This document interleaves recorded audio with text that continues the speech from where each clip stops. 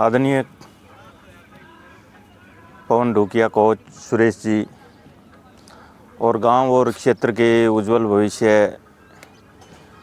युवा साथियों और लड़कियों, देखिए आज आपने 25 किलोमीटर की ये रेस लगाई है।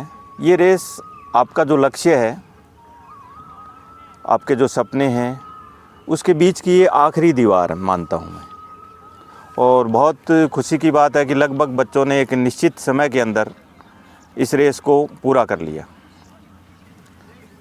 देखिए, जब हम स्पोर्ट्स के ग्राउंड में आते हैं तो 2-3 चीज़ें मैं बताऊंगा, उन चीज़ों का आपको ध्यान रखना है कि केवल स्पोर्ट्स है ना, केवल स्पोर्ट्स आपको बहुत आगे तक लेके नहीं जाएगा। स्पोर्ट्स के साथ साथ स्टडी, ऐसे रेयर बच्चे होंगे जिन्होंने टेस्ट पास कर लिया और फिजिकल रह गया हो, ऐसे रेयर रहते हैं, या खुद की लापरवाही से रहते हैं वो, मतलब वो फिजिकल पे ज़्यादा ध्यान नहीं देते। तो हम स्पोर्ट्स में क्या करते हैं, ग्राउंड पे बहुत ज़्यादा समय व्यतीत करते हैं। आपका अगर जैसे ये 4 घंटे की रेस है, मैं कहता हूँ हर रोज़ 4 घंटे लगाने की कोई आवश्यकता नहीं है। रूटीन में आप 1-1.5 घंटा वॉकिंग कीजिएगा और हफ्ते में 1 दिन इसको पूरा 4 घंटे दीजिएगा। मेरे कहने का तात्पर्य ये है कि आपको अगर जीवन में सक्सेस होना है तो एक मैनेजमेंट बहुत ज़रूरी है कि हम किस समय क्या करेंगे। किसी भी लक्ष्य की प्राप्ति के लिए टाइम मैनेजमेंट जिस भी बच्चे ने किया है, मैं गारंटी देता हूँ, अगर उस मैनेजमेंट को, उस टाइम मैनेजमेंट को उसने फॉलो किया है तो 100% उसको सफलता मिली है। चाहे वो उठने का समय हो, चाहे पढ़ने का समय हो। 2-3 चीज़ें अगर आप अब 2-3 साल मैं कहूँ अच्छे से मेहनत कर लेंगे तो आने वाले आपके 50-60 साल मैं कहूँ, या जितनी ज़िंदगी है, आप बिल्कुल अपने सपने भी पूरे करेंगे और अपने परिवार का नाम रोशन भी करेंगे। और ये अगर 2-3 साल है, इसमें आपने मेहनत नहीं की तो आने वाले 50-60 साल मैं कहूँ कि आपके लिए भी और परिवार के लिए भी बहुत दुखदाई होंगे। देखिए, आप उठने का, पढ़ने का एक चार्ट अवश्य बनाइएगा। हम ब्लाइंडली मेहनत कर रहे हैं, पढ़ लिए तो पढ़ लिए, ना पढ़ लिए तो छोड़ दिया। मतलब जो आपके द्वारा बनाया गया चार्ट है, जहाँ भी आपके घर में, जहाँ भी आप पढ़ रहे हो, आपके सामने वो चार्ट अवश्य होना चाहिए कि किस समय मेरे को क्या एक्टिविटी करनी है। देखिए, ज़्यादातर बच्चों को मैं देखता हूँ कि शादियों के अंदर 5-5, 6-6 दिन आपका टाइम, कभी काम कराने चले गए, आज उसके बनोड़ा है, आज राती जोगा है। आपका बनोड़ा और आपका राती जोगा आपकी तैयारी है।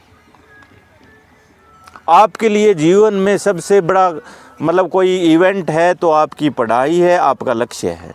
और अपने आप को कमज़ोर ना आके, जैसे ये रेस चल रही थी, कुछ बच्चे हो सकता है पहले बहुत तेज़ दौड़े हों, कुछ बच्चों के मन में हो सकता है ऐसा भी आया कि अब और ज़्यादा नहीं मैं चल सकता।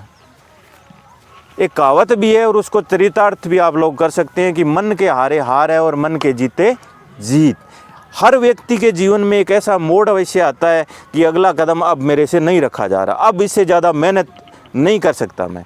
लेकिन मैं कहता हूँ वो टाइम जब आपकी ज़िंदगी में आता है ना, तो आप खड़े रहो एक बार, ना पीछे चलना ना आगे चलना। खड़े रहने का मतलब अपने मन में ही सोचना है कि अब मेरे को क्या करना है। हो सकता है एक दिन में, या आप रनिंग कर रहे हो तो अगले ही क्षण में कि ये तो अभी कर ही लेंगे। उस टाइम अपने आप को, यही है मन की ताकत। इसीलिए कहा गया है कि मन के हारे हार है, मन के जीते जीत है। और ये जो लड़कियां भी बैठी है, बहुत सुखद और उज्जवल भविष्य है। वरना क्या होता है, लड़कियों के लिए विशेष होता है कि ताउम्र अपने शौक़ पूरे करने के लिए घरवालों से पैसे मांगने पड़ते हैं, चाहे हम कहीं भी जाएं। और घर से निकलने के लिए लड़कियों के लिए इतनी बाधाएं हैं कि अगर हर रोज़ बगैर जॉब के या बगैर कोई कार्य के लड़की निकलती है तो पड़ोसी भी अलग निगाह से देखता है या पूछता है कि आ छोरी रोज़ ही कित जाए।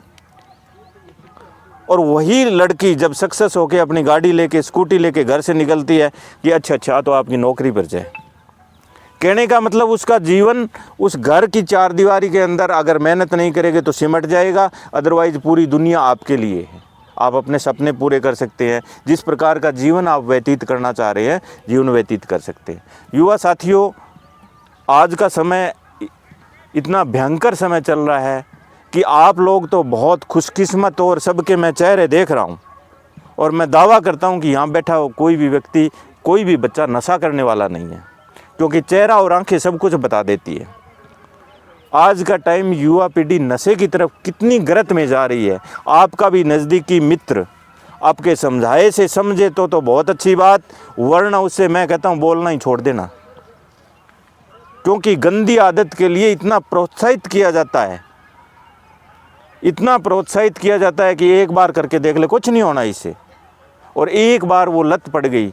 आज माता पिता की ये हालत है कि मैं कहता हूँ वो बच्चा भी कामयाब मानता हूँ मैं तो, जो घर में ठीक ठाक बैठा है अगर नशा नहीं कर रहा तो माँ बाप सुखी हैं। दूसरा, आप इस फॉरेस्ट गार्ड की भर्ती के लिए मेरे विचार से ये इवेंट था। अपने आप को, बहुत से यहाँ पे अच्छे बच्चे भी बैठे हैं मैं देख रहा हूँ, अपने आप को किसी पद तक सीमित ना रखो आप। कई बार ऐसा भी होता है कि हम जॉब लग जाते हैं और सोचते हैं कि अब जॉब लग गए, अब और ज़्यादा मेहनत नहीं करेंगे। अपने आप को कोई भी बाउंडेशन अपने लिए ना रखो, ये एक स्टेप है। फॉरेस्ट में भी और बड़ी वैकेंसीज आती है, दूसरे डिपार्टमेंट में भी वैकेंसी आती है। अगर बीए किए हुए बच्चे हैं तो एसएससी के माध्यम से पूरे देश में हर साल 9,500-10 हज़ार वैकेंसीज आती है, जो आप लोगों को पता ही होगी।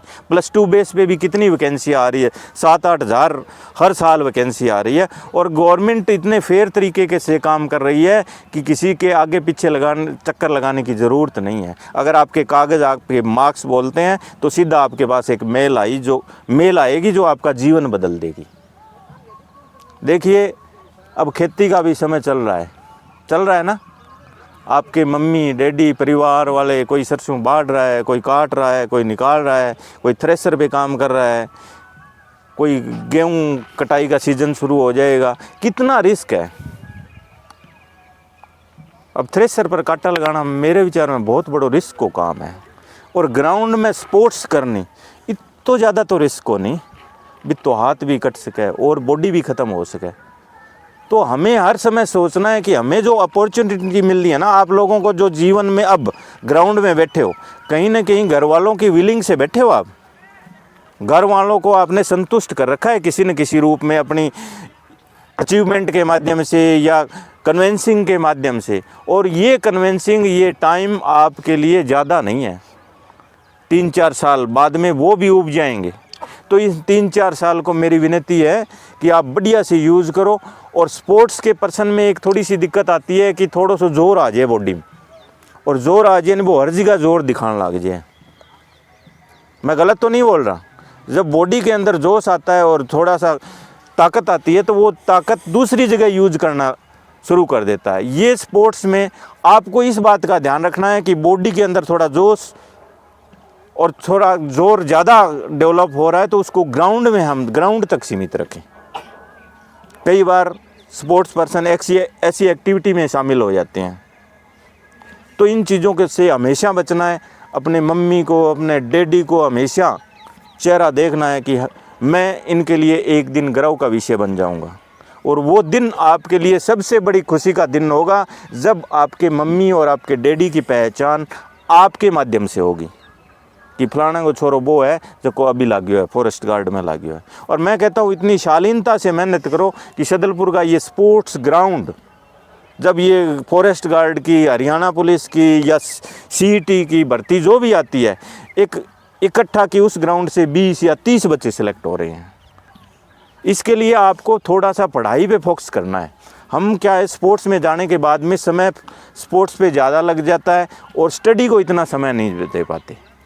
तो स्टडी को साथ साथ रखना है। और जो युवा साथी बैठे हैं, छोटे बच्चे बैठे हैं, आप हमेशा ध्यान रखना, स्पोर्ट्स के माध्यम से आप देश की टॉप यूनिवर्सिटी में जा सकते हैं और वहाँ से आपका स्पोर्ट्स कोटा है और बड़ी बड़ी पोस्टें आपको स्पोर्ट्स कोटे के बेस पे भी मिल जाती है। इन्हीं बातों के से अपना संबोधन मैं समाप्त कर रहा हूँ। हमेशा हम आज प्रण लेंगे कि कभी भी नशा नहीं करेंगे, और जो अपने नियर डियर नशा कर रहे हैं उनसे हम दूरी बनाएंगे, और आपके माँ ने, आपके डैडी ने आपके लिए जो सपने सजो रखे हैं उन सपनों को साकार करेंगे। जय हिंद, जय भारत।